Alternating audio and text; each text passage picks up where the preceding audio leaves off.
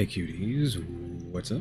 We are back with some more Reactions After Dark, and we are of course going to be watching The Disturbing Internet Horrors of Florida, Volume 1, obviously by Question. Now, obviously we're doing more of the Disturbing Internet Horrors from Question, because I saw that they uploaded a Florida one the other day. This is like brand new, like 2 days ago, right? So I was like, I gotta do that. Pretty soon. Then I think we will go and do Rotten Mango question mark tomorrow or soon, because I think she has a series going on right now with some sort of cult question mark that we might be interested in. So I think I'll get around to that and like do that back to back at some point. Of course, there's not going to be a radical break today because it's not a long video, it's only 32 minutes. Though, we technically do have a hater comment to talk about, but we're not going to have the hater segments today. We'll have it when we do the Rotten Mango video, so yeah, look forward to a hater segment in the future. But yeah, I don't think I have much to say. It's just, we're just doing another Disturbing Internet Horrors from Question. I think this logo is different though. I don't remember it looking like that. Miami Beach.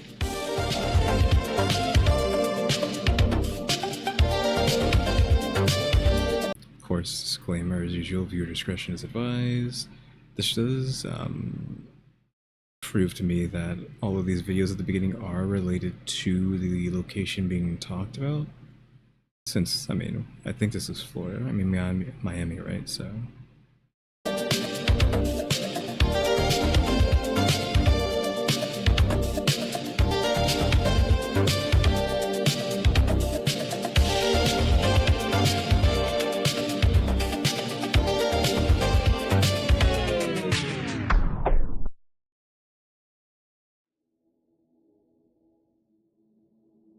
May 26, 2012, Memorial Day. Oh, this is I don't know if he's gonna say this later or not. The Miami zombie attack.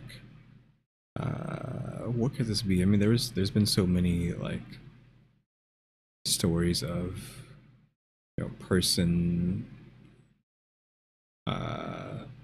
like inebriated out of their mind on narcotics, eats someone's face, right?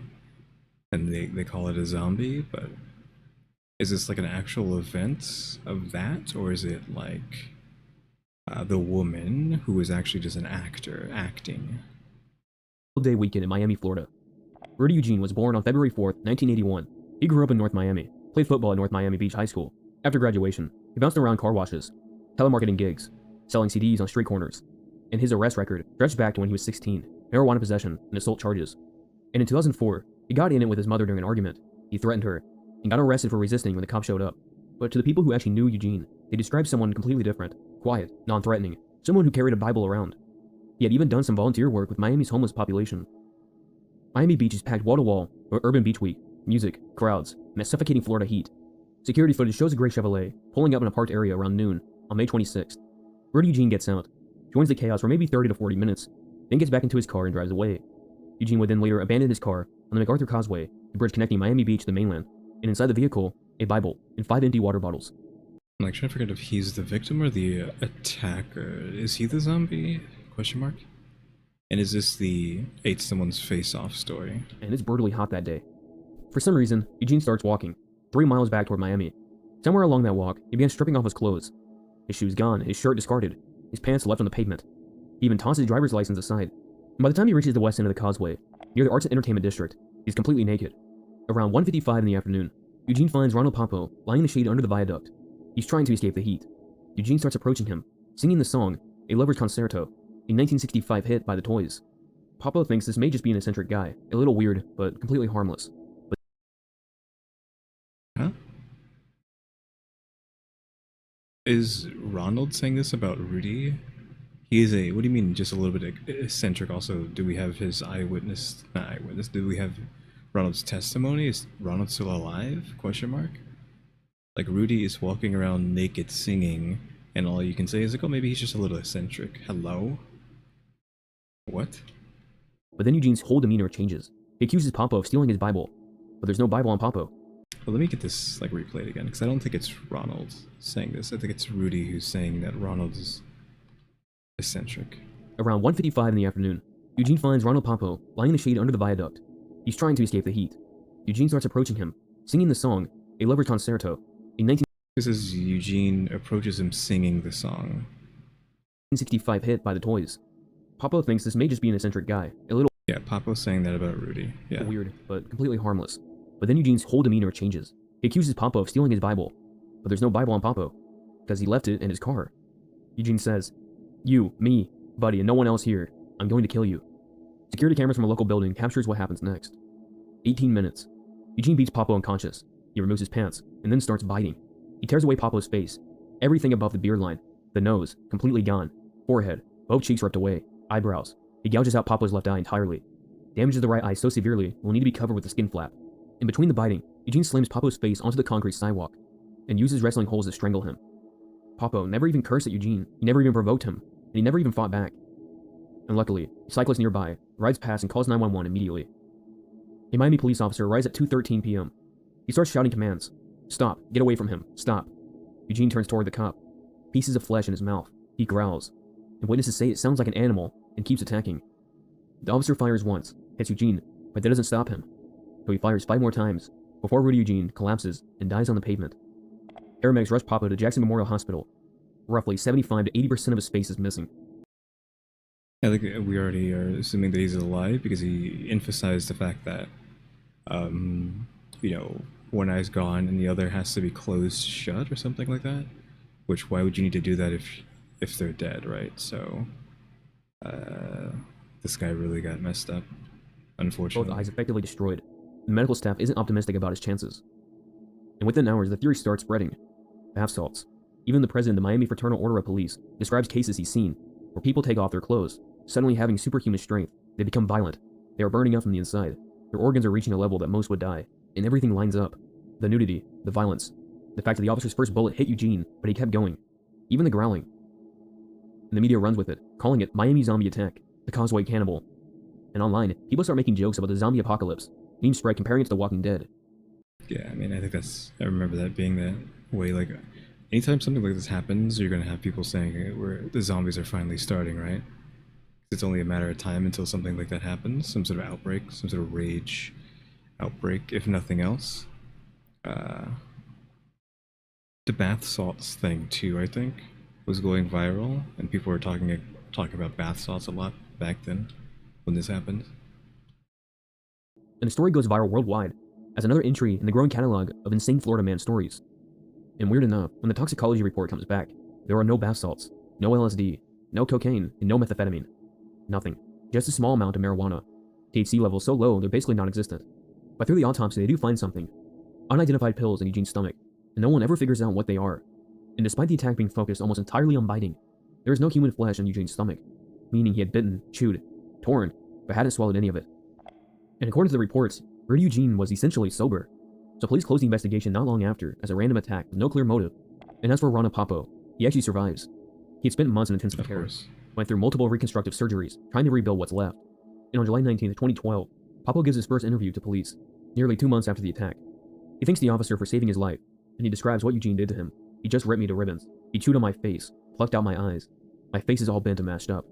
The damage is so severe that he's effectively blind. And luckily, as of 2026, Ronald Papo is still alive, still dealing with his severe injuries. And still, the entire case is still honestly questionable. That being that Rudy Eugene was practically sober during the entire attack. And it really begs the question of what makes a man so angry that they would attack someone so brutally. Are we still saying there's pills in his stomach, though we just don't know what they are? Because obviously he went to some sort of gathering and then left and then lost it.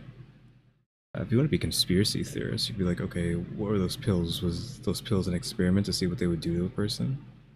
And then that's the result? They turn into a fake zombie, question mark? So again, I guess it's not something we're going to know, because the perpetrator is not here anymore. Unfortunate for Papo, though. When are we going to get... Can we get cybernetics already, man? Like, It's 2026. How much longer do we gotta wait for cybernetics and all that cool stuff? Is it ever gonna happen? Like, give this man some robotic eyes, please. I remember like in the 90s where we were hooking like cameras up to people's brains that you basically just see like a couple specks of white or whatnot, but it was something. Like, it is like 30 years since then. Where are these cybernetics? Y'all were doing this 30 years ago. As um archaic as it was, again, just like a camera that's just showing your brain like white pixels here and there as you look around. I distinctly remember that being a thing, but like we can't upgrade that. We can't get freaking something going on. I mean, come on. Where are the cybernetics? I'm tired of waiting. Sefner sinkhole tragedy. And you know how I feel about sinkholes. I hate them. I hate holes where they don't belong. Question mark, aka tryptophobia.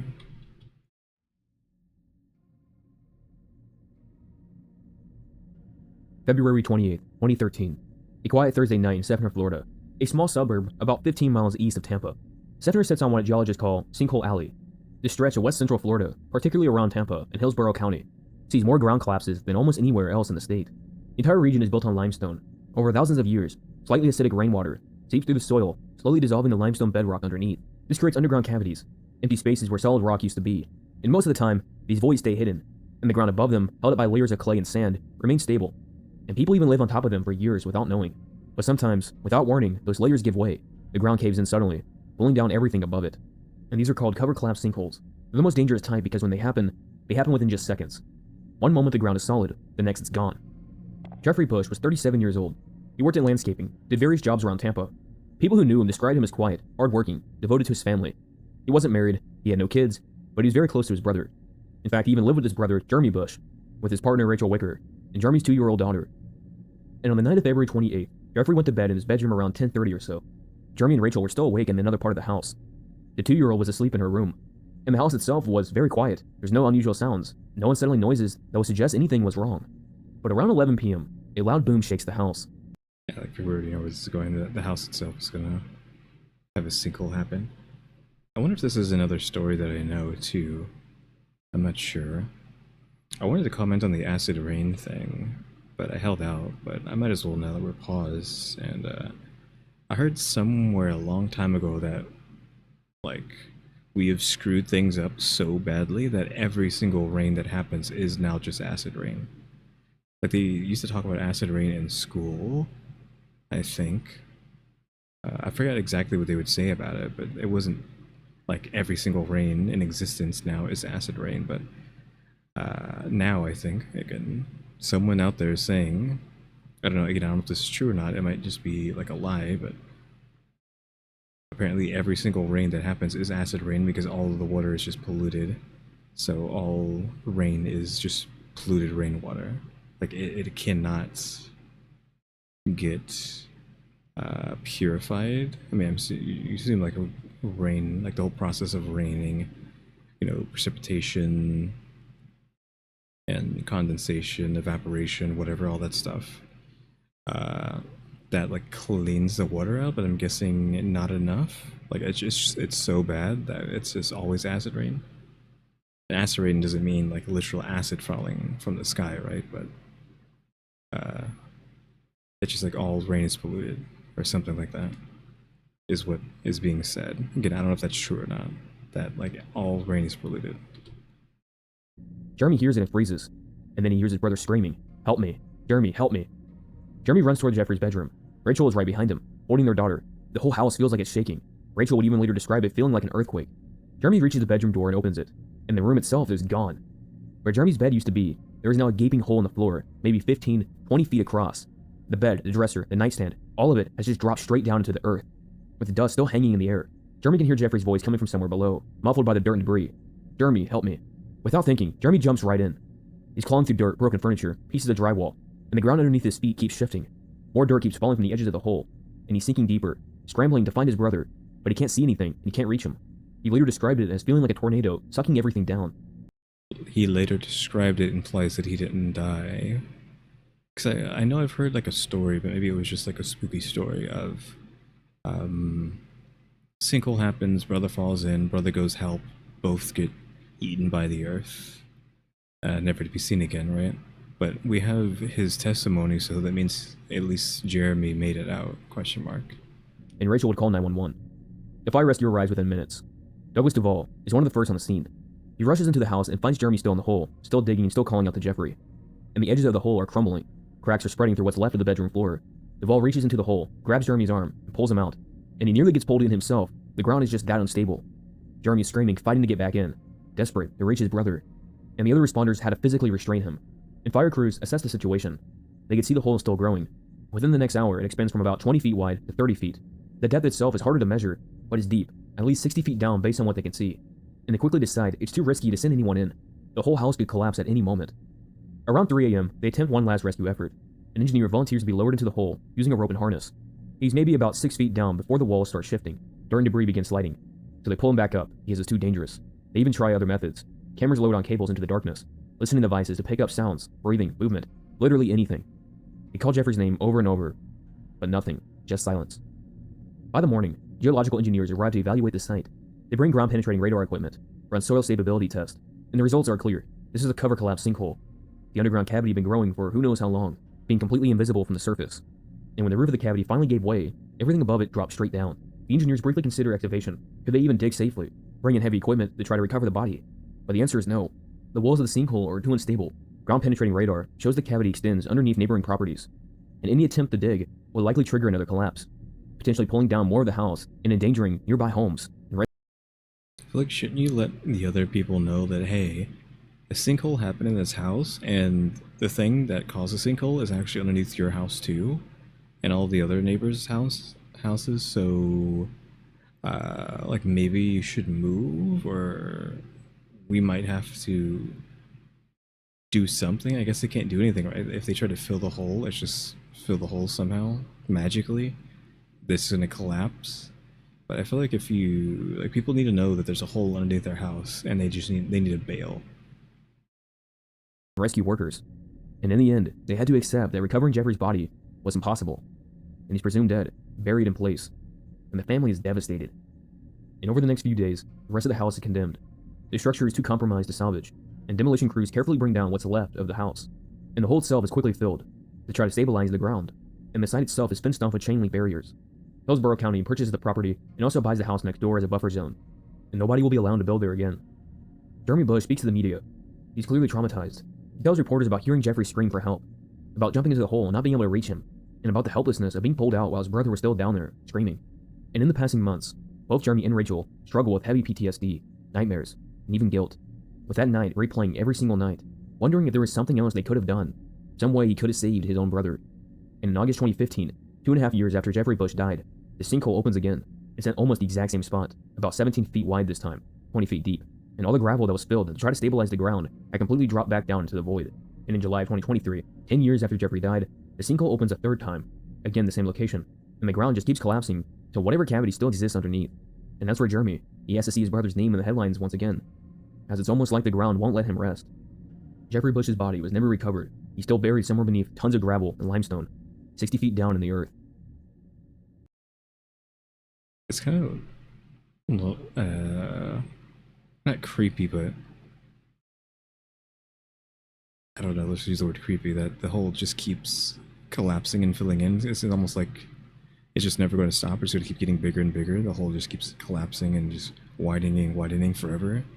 Like, is it just going to engulf Florida after like a few centuries, question mark?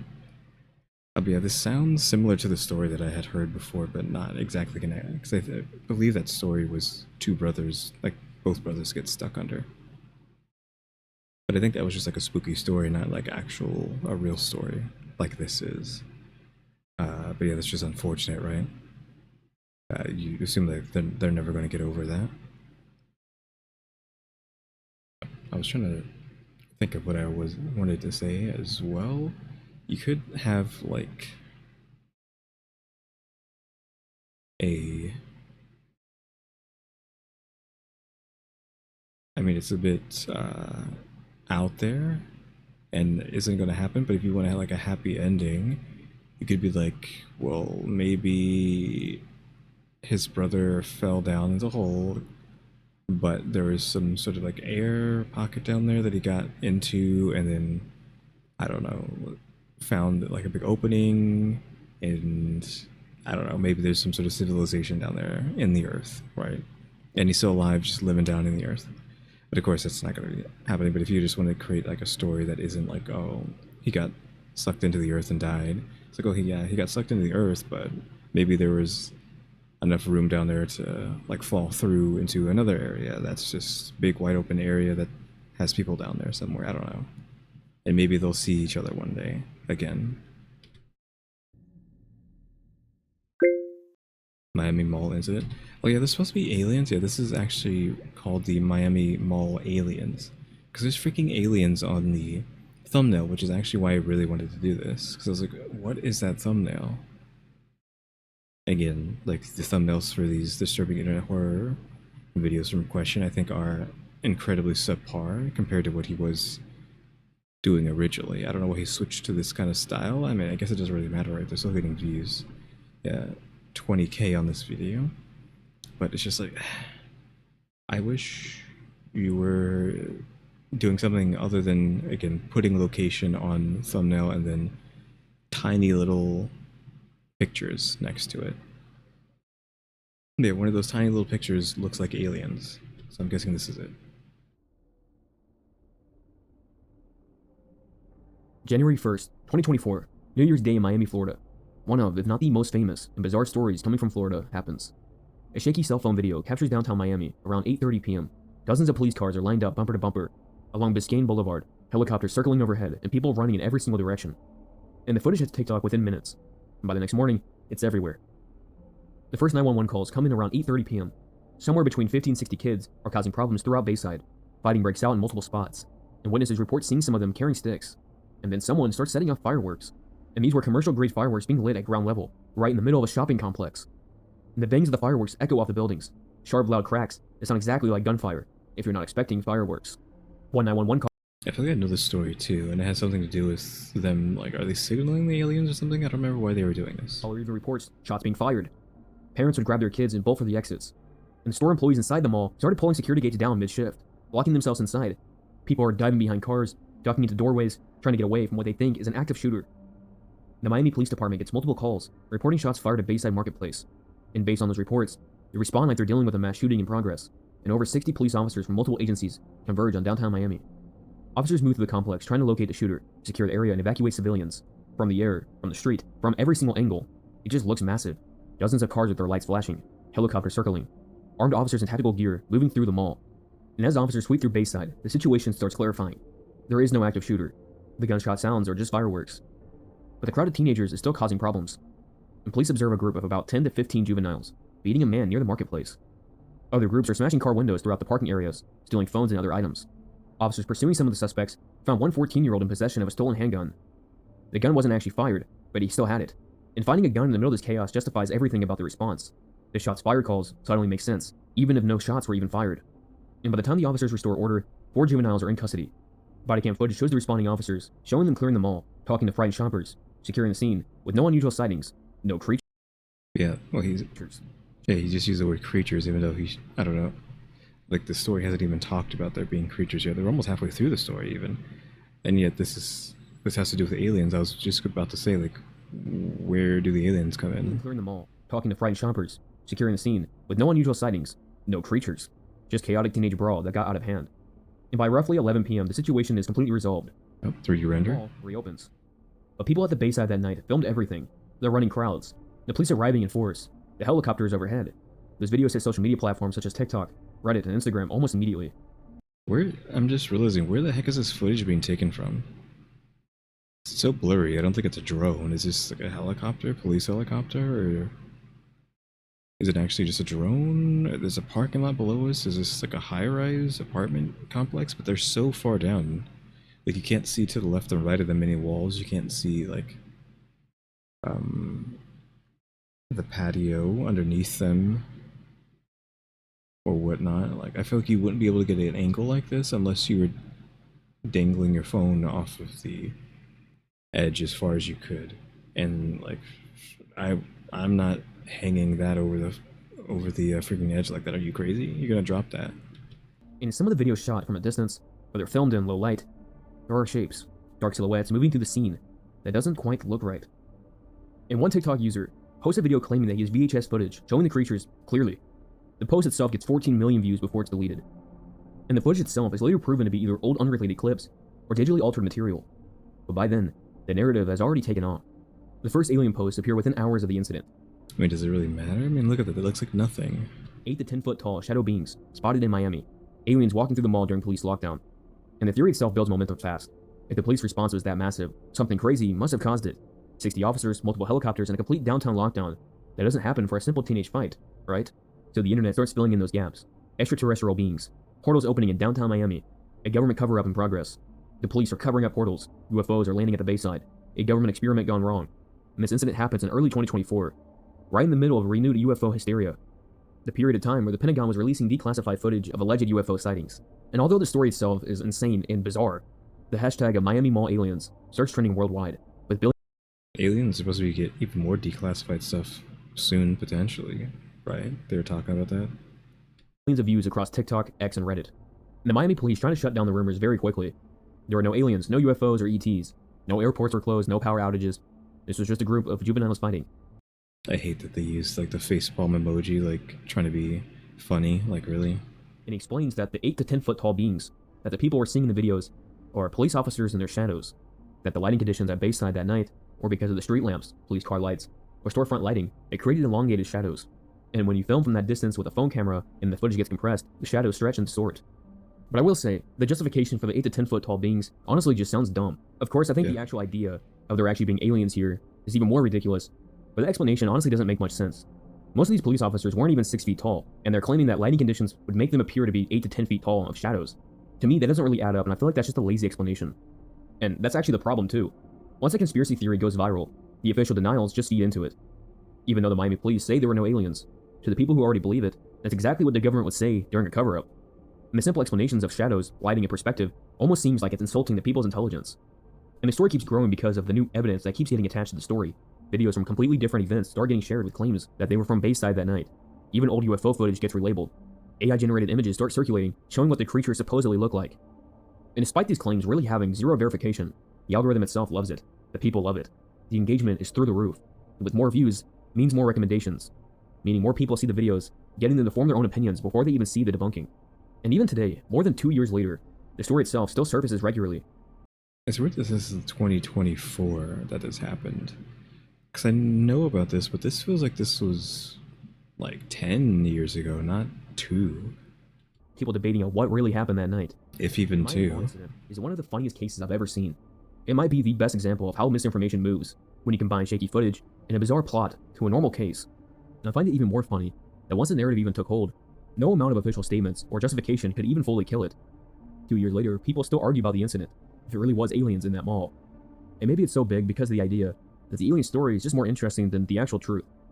And as you'll see time and time again on the internet, an interesting story will always outlive a boring fact. I would have got it at the end because this is the last one, I believe. Question mark. The Tristan Bailey murder. That doesn't ring a bell off the bat, but maybe I still know this one too, I'm not sure.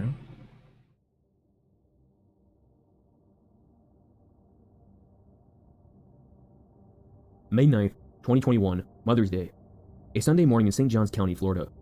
Tristan Bailey's family realized she hadn't come home from the night before. Tristan Bailey was 13 years old in the spring of 2021. She was a 7th grader at Patriot Oaks Academy in St. Johns County, one of 5 siblings in a family that lived in Durbin Crossing, a quiet suburban neighborhood north of Jacksonville. She was a cheerleader, competed on an all-star team, and she was the kind of kid who always was smiling in the team photos.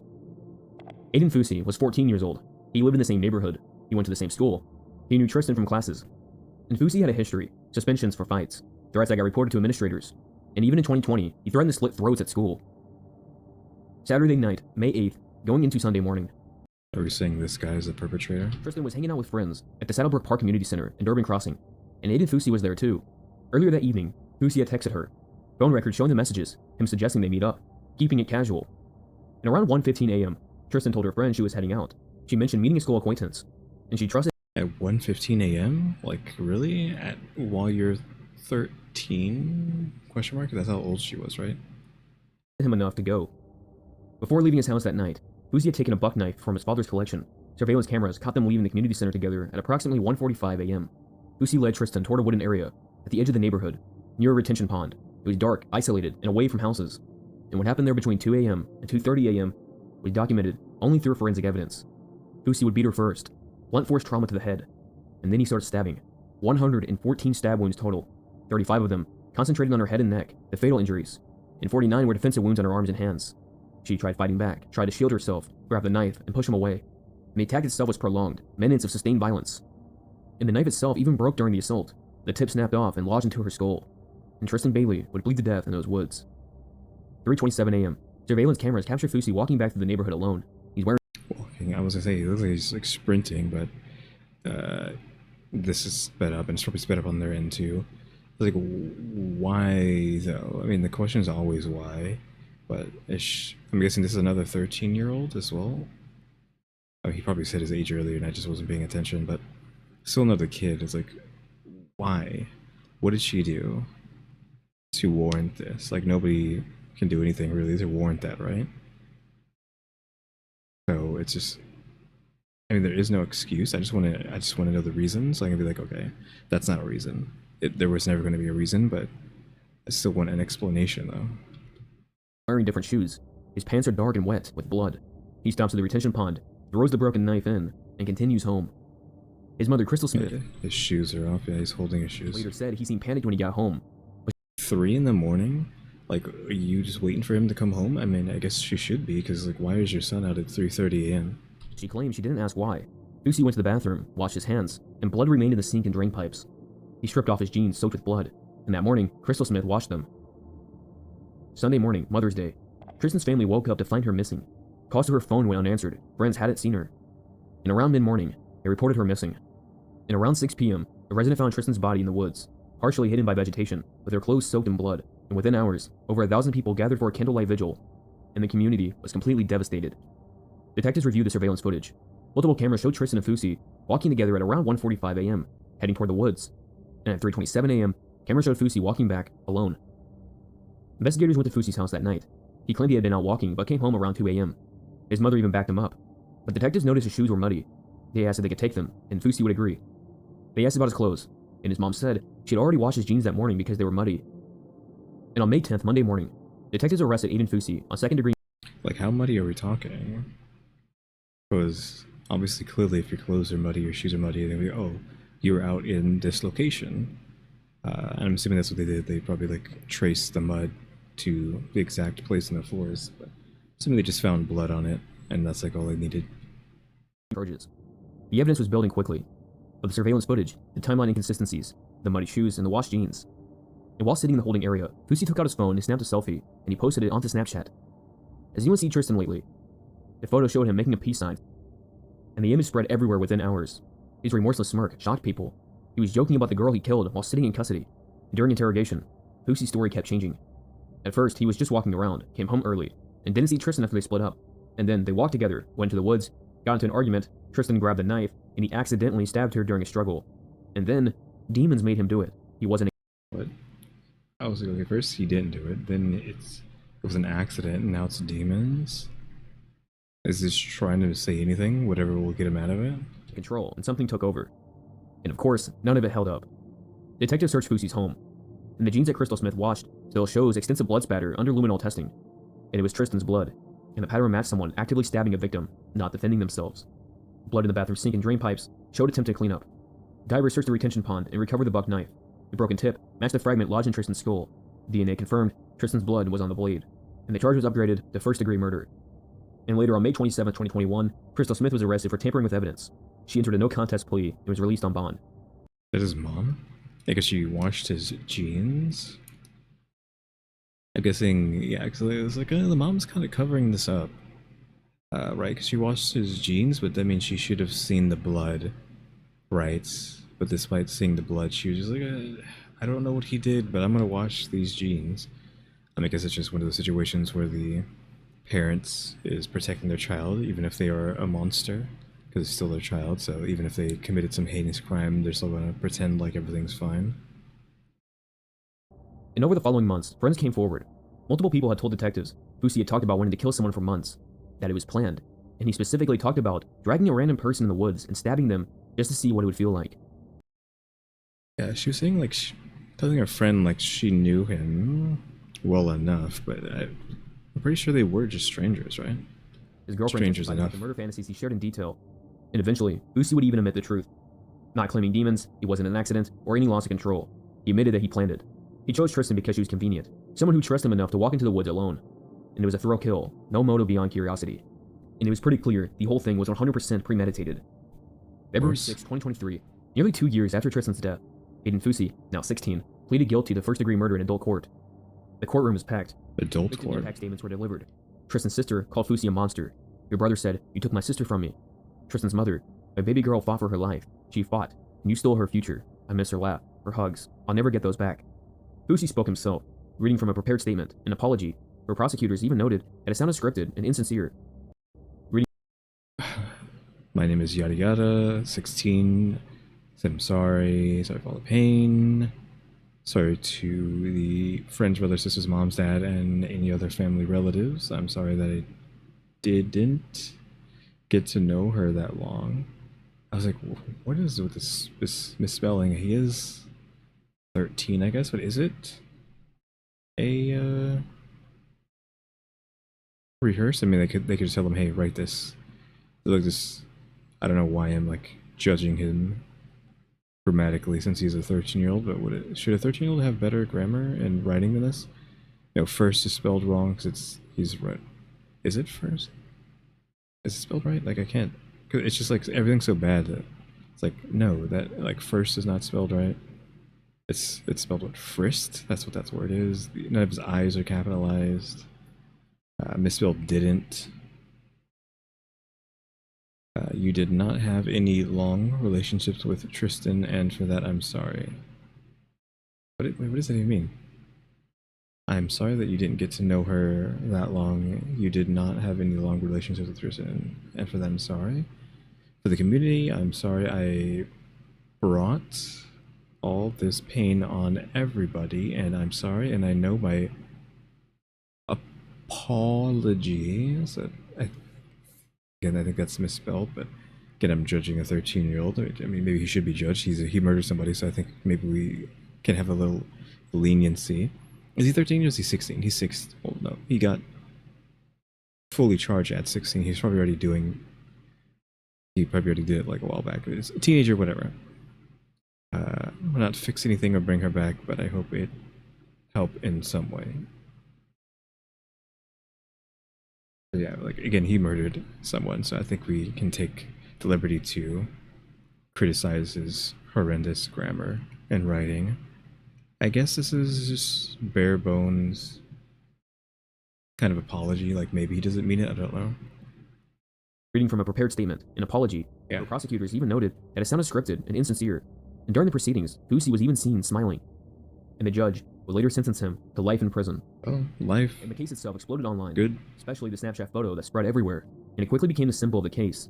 Of a 14-year-old smirking about murder while in police custody. Okay, he was 14 when he did it. And on social media, of hashtag Aiden Fusi was banned, because some videos were glorifying Fusi, and of course they were eventually removed, but not before hundreds of thousands of people had already seen them. And unfortunately for the Bailey family, this isn't a true crime story to consume online. It's now the empty seat at the table, the graduations and milestones that will now never happen. Yep. And that is going to be that. Yeah, I don't think I don't know about this last one. The other three, I think I knew about all of them, or at least the sinkhole one is vague enough to make it seem like it's familiar, but this last one I've never heard of. Again, another unfortunate situation, though I guess at least he got life in prison, despite being a child. They did give him life. Deserved, question mark. Yeah, I think that is just going to be it for today. Don't really have much else to say. Like I said earlier at the beginning, we are probably going to be doing the extracurricular cult videos that Stephanie is doing on her. I think it should be the Rotten Mango channel, right? I think she already has 2 videos in what seems to be some sort of arc that she's making.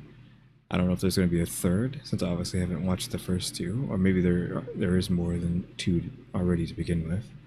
But yeah, I'll be doing that soon. Just a matter of time until I get around to it, either tomorrow or the day after that, probably.